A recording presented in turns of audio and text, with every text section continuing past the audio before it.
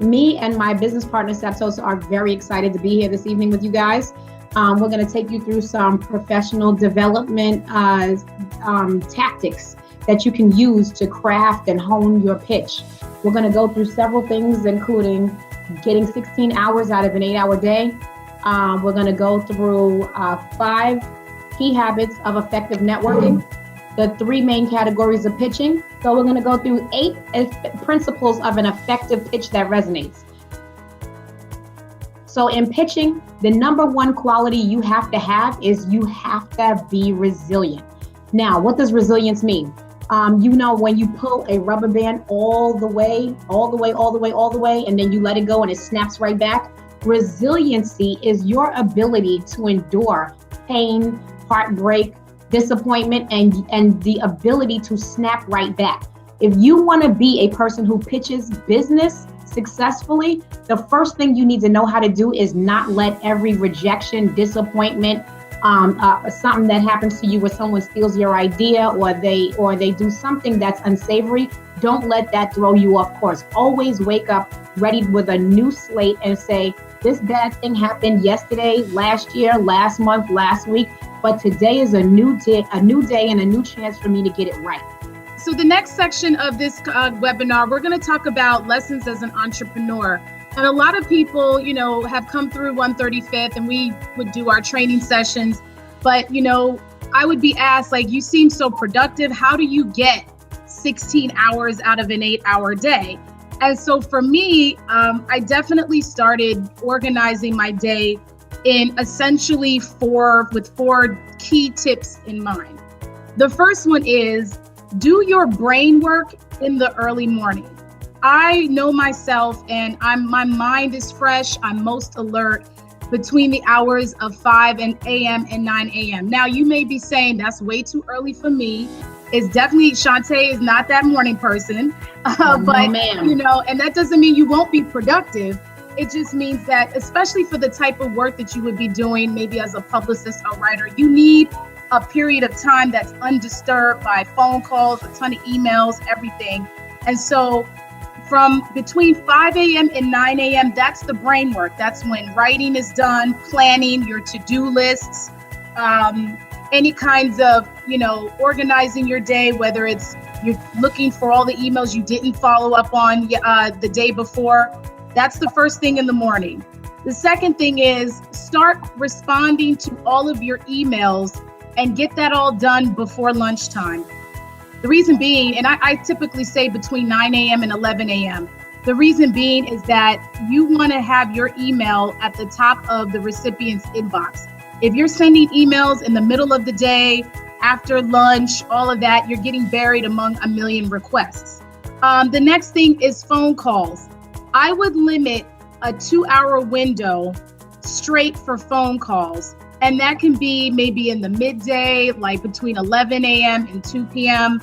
But you don't want to, with phone calls, which in this day and age, a lot of people don't really operate well with phone calls anyway. You want to make sure that you are reaching people at the time when they're most at their desk, which would probably be, unless they take a lunch break, which will most likely be around 10 a.m., between 10 and noon, or depending on your industry, it could be later. And then the last thing is you don't need to check your email obsessively every single minute. Actually, there's studies showing that checking email constantly is counterproductive. If you are organizing your day and prioritizing, then email has its place. I would say, make sure that while you're, doing your phone calls and all of that, you're not really trying to do your phone calls and you're checking email at the same time. Okay, so networking. So this is one of the most cliched, overused, and abused terms. It's like the word mogul, or when people say, that's amazing, everyone's saying the same word. So it kind of doesn't have the meaning anymore. So the reason why we thought this was another tactic that we needed to go over that would help you to perfect your pitching is because a lot of people don't know the difference between networking and relationship building. So networking is the process of how you meet somebody. Relationship building is how you keep somebody.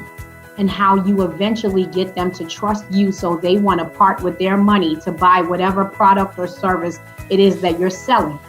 So now that we know the difference between networking and relationship building, we're only going to focus on networking in this particular webinar. So we have already talked about resiliency. So we all have gotten in touch with our inner rubber band, right? You got your inner rubber band working. No matter what somebody says to you, you're going to go to bed, you're going to sleep it off, and the next morning you're going to wake up a newer, fresher version of you. So we'll talk about the 5 most effective habits of networking. So number 1 is identifying your target. Just like how the military identifies the target where before they drop a bomb, that's what you're doing. You're identifying the person who you need to network with. That's what your target is. Who do I need to network with? Who has a budget to spend on this product or service that I am selling? Now that we've identified the target, we need to identify how we are going to get in the same room as them, how we are going to breathe the same air as them, how we are going to spend time with them, how we are going to go to the same social events as them. That's a strategy all in itself. The third part is experiential. So in this day and age where everyone is inundated with information and everyone, it feels like they have a short attention span and they're only going to focus on the things that they want to focus on, you need to give people an experience. And in order to do that, you need to be in their faces, have a conversation, and be the kind of person that when a person speaks to you, they never forget you. Number 4, LinkedIn. Okay, if there's nothing else that I say to you guys today, understand the power of using LinkedIn to your advantage.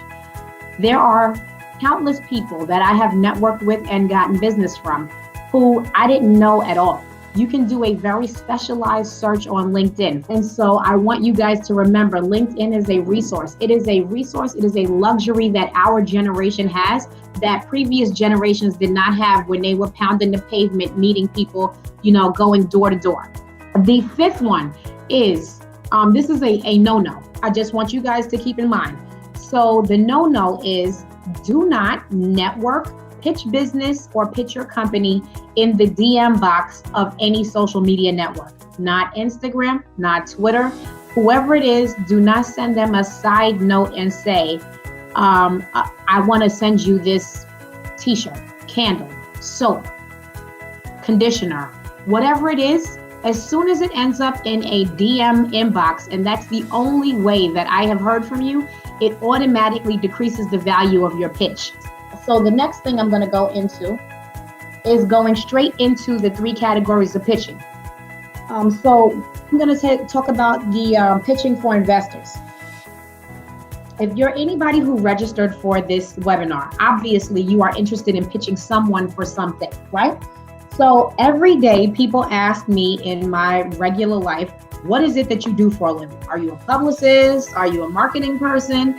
And I say no to both of those. I say what I'm good at and what I do every day for a living is ask people for things that they do not want to give me. Whether it's press coverage for a client, business that they didn't have a budget for, whatever it is, I'm in a constant state of pitching something. And most times people didn't think about it. They didn't think they needed it. They were dead set against it. They don't want to give it. Oh, our budgets were cut. They got 1,000 excuses for why they should not be engaging me, but I'm really good at presenting things they did not think about. So you always want to think about that. If you're pitching, assume they already have reasons why they shouldn't do it and be armed with why they should do it. Okay, so I'm going to talk of one more thing, and that is going to be pitching new clients for business. So this is the second category of pitching. So no matter what kind of business you have, I have had, when I go speak at the National Urban League Conference or any kind of conference, I always have 200 to 300 people online, and they say, I have a t-shirt line, I have a bakery, I have a travel company, I have a hair shop, I want to do this and that, I want to print posters, I have a printing company. All of these kinds of people are online talking to me about how they expand their business and how they get business. And so getting your day-to-day daily clients that are going to help you stay in business and grow your business is so important. But the most important part is making sure that you're talking to the right person. Pitching media, even if you're not a publicist, but let's say you're a small business, You may not be in the market for a publicist because you can't afford it, but you still want to get some press coverage on your product, your service, or whatever. And there's some key things to know. So the first thing in terms of pitching media, when I say pitching media, I mean press coverage, radio, TV, print, online for your business. Number one, know your media outlet. Before you even send out the first email, make the first call, you need to sort of be very purposeful and say, okay, here's where I want to be, whether it's a local publication, national, and take a look at the magazine, the website, or the radio station. Get a feel for what is it that they typically cover and how will your brand, your product or service fit into that media outlet. So that's number one, know your media outlet. Number two, be brief. In your, let's say your pitch email, you need to get to the point immediately. I always tell, the publicists that work with me that state what your intention is from the beginning. Hi, so-and-so, my name is, Saptosa Foster. I'm representing Oprah Winfrey Network's show, Haves and Have-Nots. I wanted to see if you would be interested in having one of our talent on your radio show on Monday, February 29th. And here's why. And then you go into the details. So the recipient knows immediately what this whole situation is about, and they can make the determination. Number three, sell your idea. A lot of people, when they pitch, they sort of just state a long list of facts, and they never tell the recipient or the person they're pitching, like what the idea is. So what you're doing is you're making them do all the work. You're not, they don't want to look at an email and say, hey, damn, I have to figure out how am I going to get this person into our magazine or on our website. If they have to even do a modest amount of brain work, then you're less likely to get that, positive placement. Number four, follow up, but do it strategically. It's the worst thing in the world to hammer people, stalk them on social media, call them, text them, email them, whatever, all day, because you're not helping yourself. Trust me, I'm almost positive they got your email, okay? You don't know what they're doing. If it's a high profile magazine or outlet, they're probably busy and they're getting hit up all the time. What you need to do is demonstrate that this is a relevant story that your readers, your viewers, your listeners would be interested in, and support that with facts. So that's following up strategically. And the last thing is, if you find that over the course of maybe 2-3 weeks, nobody is ever following up with you, you need to start reaching out to them without an agenda. Meaning that's what Shantae kind of touched on with developing a relationship. Then now when you reach out, you need to invite them to an event, send them an edible arrangement, or a thoughtful gift card that maybe gives them something, some kind of special coupon or freebie from your product or service. So the importance of pitching media is all about the relationship. And once you put that investment in time into, because it's easy to, when people know you want something for them, they're very hesitant unless they can see how it benefits them. But if you reach out to them and you're like, listen, hey, I know I pitched you before, whatever, but I just really, I respect what you do and blah, blah, blah. I want to invite you to lunch and, whatever, or anything that doesn't really require a commitment from them. I suggest, you start to develop those types of relationships. How many times do you follow up? So if it's one person, I usually do about a week, in a week. So I'll send out an email, and here's a point. Do not send emails out after 3:00. Definitely not on a Friday, because it's like sending in a black hole. When we talked about how to schedule your day, all of your really important pitches and emails need to go out between no later than 9 a.m. So let's talk about the what you should put on LinkedIn. So you guys can all visit my LinkedIn profile. It's at Shantae Bacon. And on my profile, you will see a short bio where we tried to include as much information as possible. If I could get that bio shorter, I promise you I would. but I can't because we wanted to leave in some key information and the #1 TV shows and the #1 films that we worked. Then you'll also see a lot of video content. So there's the She's the Boss for Madame Noir. I believe the Hello Beautiful Women in the Workplace is up there.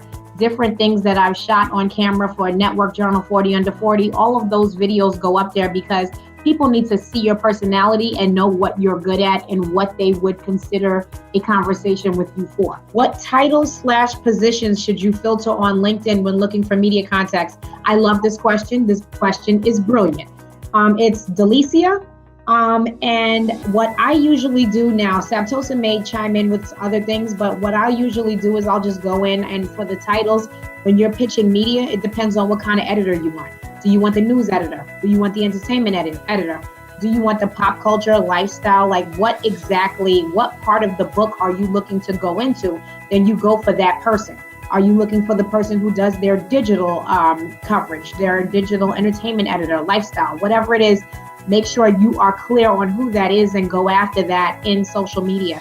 And then you can hone it in a little bit more when it comes to the title of the company or the industry by putting in entertainment, or you can put in news, you can put in politics, depending on what it is. So you put in the title of the editor and then you put in the industry so that you can just zero it in a little bit more. Okay, so listen, this is some really valuable, hardcore information that Shantae and we slaved over to put together, and it's going to be the basis for our series of webinars over the next 8 weeks. So I'm just going to define it to you, and then we're going to give you more information on how you can actually get details on these 8 principles. Number 1, and this is universal. It doesn't matter what kind of business you have, whether you're, publicist, whatever. This is not about that. It's very universal to the art of the pitch. First, research. First principle number 1, write this down. Principle number 1 is research, identifying your audience/customer. You got to know who you're selling to. You got to know who appeals to your product or service before you can even, come up with anything else. That research lays the groundwork for your strategy and the next several principles. So research is key. I'm the queen of, is stressing the importance of research. Principle number 2, the message. Determining what actually resonates with your audience. What is the approach, the language, the slang, the slogan, the phrases? What actually speaks to your audience that's going to get them to react and produce the outcome you're looking for? Message. Principle number 3, the solution. Solution is the actual strategy that you're going to use to create your desired outcome. So that means, am I going to do a PR campaign, or should this be marketing? Should I do a social media push? Should I do advertising on radio, or should I do billboards? Like, you have to come up with that specific solution, but it starts with the previous 2 principles. Principle 4, closing. If you can't seal the deal, you're kind of wasting your time. And there's an art to sealing the deal. Shantae definitely is the strong person in that, because my personality is such that I'm a little too emotional about things. I get really frustrated and in my feelings, like quick.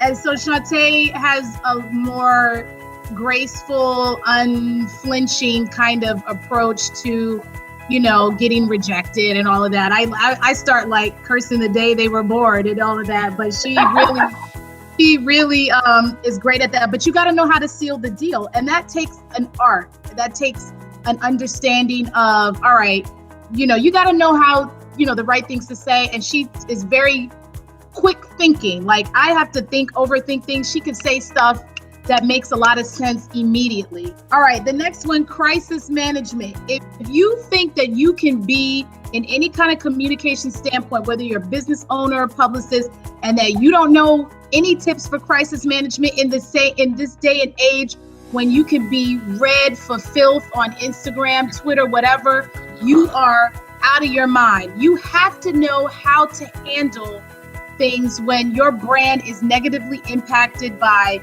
media, maybe the market crashes, a bad review on Yelp, something like that. You got to know, how do I rebound from that? Because people really use social media as a weapon these days. They could just put a lie out, but because it's on Facebook or Twitter, people automatically assume it's true.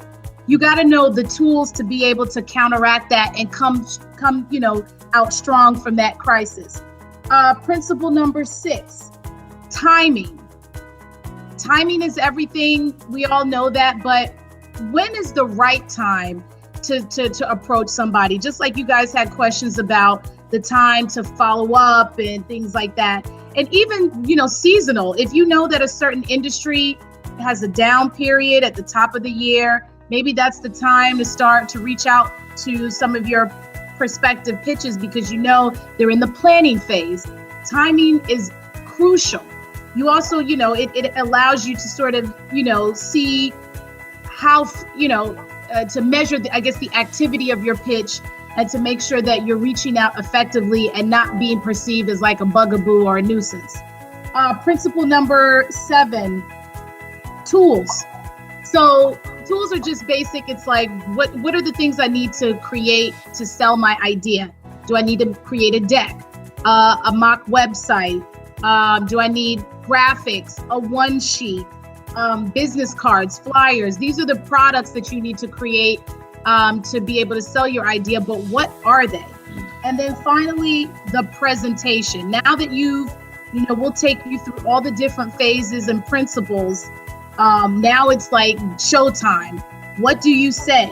And that doesn't necessarily mean a board meeting pitch. It could mean a cold call over the phone, because that's still a presentation. Any moment where you're actually engaging the person directly, usually face-to-face, in person, whether it's coming up with an elevator pitch to sell your idea when you actually happen to see that person out and about, or a full-on board meeting. Like, we'll give you the tools to know how to make an impact in the limited time that you have.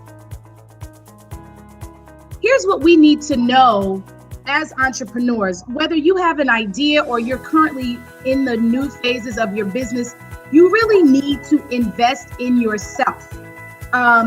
This webinar series, this is hard-earned truths that me and Shantae have developed over 11 years. Every mistake in the book that can be made, we made it. Because we didn't know. We were not savvy people from advertising agencies or from corporate America. We were two really hardworking young women with an idea and a passion. And so I didn't come from a family that could hand down all this wisdom to me. I had to learn it. So if you see an opportunity like this to get the wisdom that we are giving, I really suggest you take advantage of it and tell your friends, your mama, your cousin, your grandma, and them. They need to be on top of this as well. Well, I want to start just by thanking everybody for tuning in with us. Like, we were determined to enjoy ourselves, to have a lot of fun. If you haven't noticed, we've got our little glasses right here on the side, because we do believe that there's nothing wrong with a glass of wine when you're working after a certain hour. But we were determined to have a lot of fun, share a lot of key information that you guys would actually enjoy. We want to do a lot of these. Like I said, we've been discussing it for 3 years. We finally got the chance to launch this, and this is the official launch of this webinar program. We have a much more formal, longer webinar series that's 8 weeks long that's coming. It's called The Art of the Pitch. You can find out about it at artofthepitch.biz. And what we are doing in each of the programs along the 8 weeks is we're drilling into those principles of effective pitching, because that is what we have been asked over and over and over and over and over again. I also just wanted to go over some key takeaways that I think are going to be very important for everyone on this call. So we went through several different things. The first thing was the 5 key habits of effective networking. We went over getting 16 hours out of an 8-hour day. We went over 3 categories of pitching. and we went over the 8 principles of a pitch that resonates. Out of those things, I really need for you guys to make sure that you take notes and you remember these things. You can't get 16 hours out of an 8-hour day if you structure your day right. Number 2, you definitely want to remember that when networking, you want to network in a place where you want to network in a way where people will not forget you. Remember, I know that for me, the way that I speak, for some reason, it always has resonated with people. I'll meet somebody years later and they'll say, "You're that little fast talking girl from Queens." And so, I'm like, yeah, kind of. And then when I start talking about the business, they're like, "I remember you." One person literally came up to me and said, "I remember you from when you were 18 years old and you were at the Impact Convention and you were standing at the door at the Polygram PGD Zone." I was like, OMG. I'm not even going to tell y'all what year that was because I'm not going to do it. Just remember, network in a way where people do not forget you. Next thing to remember is that no is not never, ever. No is not never. It never is never. It is no for right now. And the reason why no is not never is because the person who's telling you no, whether they work at Coke, JetBlue, Walmart, wherever they are, they're not going to have that job forever. Someone else is going to have that job who may be more open to listening to you. And the good thing about being an entrepreneur today in 2016 is that we have so many options. If that person said no, there is a big world out there full of brands that are making billions of dollars and they can carve out some money for you. You just have to make sure you're persistent and don't let that person's no discourage you. Because a lot of people are hoping that you just stop, go away, leave them alone. Oh, I'm so tired of them. That person, all you have to do is just make it sport. Every time, almost make it funny to see them roll their eyes. It's fun. Also, one thing that I definitely have to say to all my millennials out there, right? Because this is particularly key with millennial entrepreneurs. Rejection is not fatal.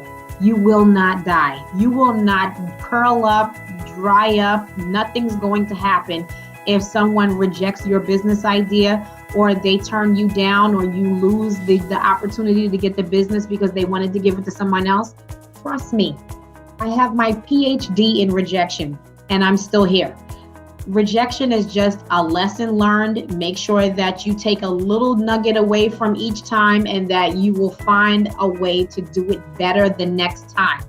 And the last thing is, don't ever just reach out to someone when you need something. You will always have an enemy for life if they feel like you only ring their line, ring their phone, or you're nice to them only when you need to ask for something. That person has already decided that you are a piece of shit and they will not take your calls or be kind to you or grant you anything that you want. You have to get your PhD in relationship building. It is so important and it's not an option. You cannot opt out of it. If you're going to have a business, you're going to keep that business, grow that business, and expand that business with relationships. So that is what we are trying to teach in our webinar series. And again, you can go to artofthepitch.biz to register in the next 24 hours for $50 per session. And beyond that 24 hours, it would be $75 per session.